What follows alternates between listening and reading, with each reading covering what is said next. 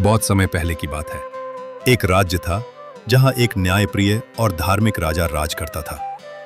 एक दिन राजा ने अपने मंत्री से पूछा, मंत्री जी, हमारे राज्य में कितने सच्चे भक्त हैं? मंत्री मुस्कुराया और बोला, महाराज, इसका उत्तर देने से पहले मुझे एक दिन का समय दीजिए। अगले दिन मंत्री ने राजा के पास जाकर एक सुझाव दिया। हम एक भव्य समारोह का आयोजन करें। घोषणा करें कि जो भी सच्चा भक्त होगा उसका 1 वर्ष का कर माफ कर दिया जाएगा। देखिएगा, सच्चाई खुद सामने आ जाएगी। राजा को सुझाव पसंद आया और उसने तुरंत पूरे राज्य में ऐलान करवा दिया, जो भी सच्चा भक्त है वो अगले सप्ताह हमारे महल में होने वाले समारोह में पधारे। उस भक्त का 1 वर्ष का कर माफ कर दिया जाएगा। इस घोषणा ने पूरे राज्य में हलचल मचा दी। हर गली, हर गांव में लोग मंदिरों की ओर दौड़ पड़े। मंदिरों में भीड़ बढ़ गई, सत्संग में लोग आने लगे, पूजा का सामान और प्रसाद हाथों हाथ बिकने लगा। हर कोई कहने लगा, मैं सबसे बड़ा भक्त हूं। आखिरकार समारोह का दिन आया।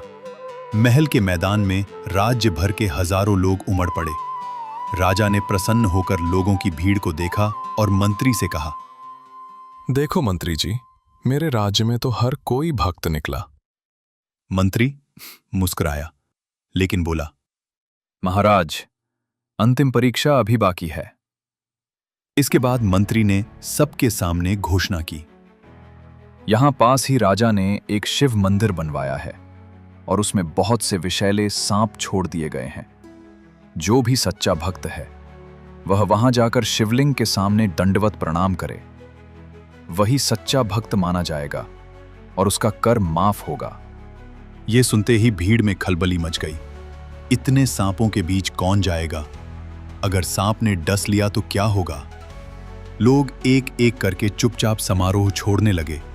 कुछ ही समय में मैदान खाली हो गया, सिवाय एक व्यक्ति के। मंत्री ने उससे पूछा, तुम क्यों रुके हो? क्या तुम्हें सांपों का डर नहीं? उसने शांत भाव से कहा, मुझे अपने भगवान पर पूरा भरोसा है।